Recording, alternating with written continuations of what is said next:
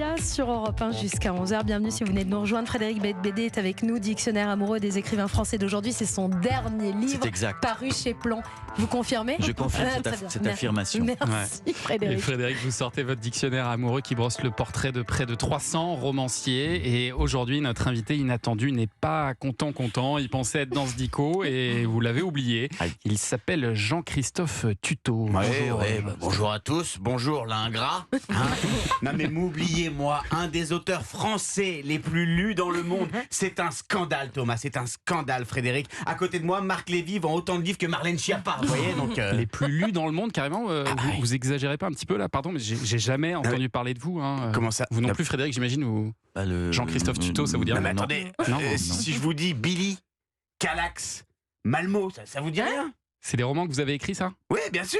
Enfin, c'est pas tout à fait des romans. En fait, c'est des notices de montage d'étagères Ikea. Voilà. En fait, je suis auteur de mode d'emploi et de notices depuis plus de 20 ans. Ah oui, une sacrée carrière. Mais oui, mais personne parle de nous. On est délaissés. Je suis traduit en 25 langues, moi, monsieur. J'ai pas été une seule fois invité de la grande librairie. Vous vous rendez compte ? Quel scandale. Ma plume saigne de ne pas être dans votre dictionnaire amoureux. Et en plus, Frédéric, je pense que vous m'avez très souvent lu. Ah bon, pourquoi ?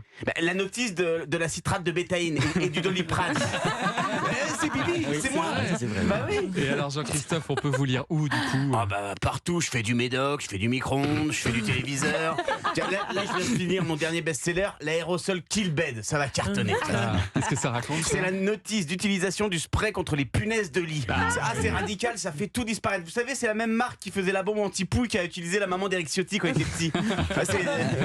Ça marche bien, effectivement. Et c'est difficile d'écrire un mode d'emploi du coup ? Faut faire attention Thomas, hein. Vous savez, par exemple, c'est moi qui ai écrit intégralement le mode d'emploi du montage de l'EPR de Flamanville.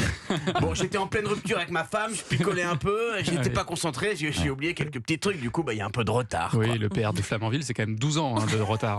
Ouais, écoutez, on écrit tous des mauvaises choses. Regardez Christine Boutin, elle a vendu 38 livres de son dernier bouquin, elle en fait pas un drame. Non, mais on entend beaucoup plus parler d'elle depuis. Et alors les gens, ils lisent beaucoup vos notices ? Figurez-vous, de moins en moins. Les gens, ils sont prétentieux, vous savez Frédéric. Ils sont persuadés qu'ils savent, mais en fait ils savent pas. Et puis ils me lisent de travers. Du coup à la fin ils se retrouvent avec vous savez la petite vis. On sait pas quoi en faire, la dernière petite vis. Et du coup on n'est pas serein. On se demande si le lit des superposés des gamins va tenir. Et puis 2 semaines après en pleine nuit. Paf. Alors, si on veut découvrir vos meilleurs modes d'emploi, est-ce qu'il y a des recueils, par exemple des compilations ? Bien sûr. Je viens de faire un recueil qui s'appelle Ouverture Facile. Et alors ça, Ouverture Facile, ça c'est votre pote publicitaire qu'on sortit ça, Ouverture Facile à l'époque, parce que quand on voit marqué Ouverture Facile sur un emballage, on galère tellement que le plus facile à ouvrir au bout d'un moment, c'est nos veines.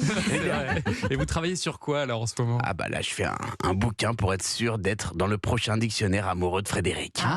Est-ce que vous avez le titre déjà ? C'est le guide du fêtard. Et là, normalement, je fais la couverture.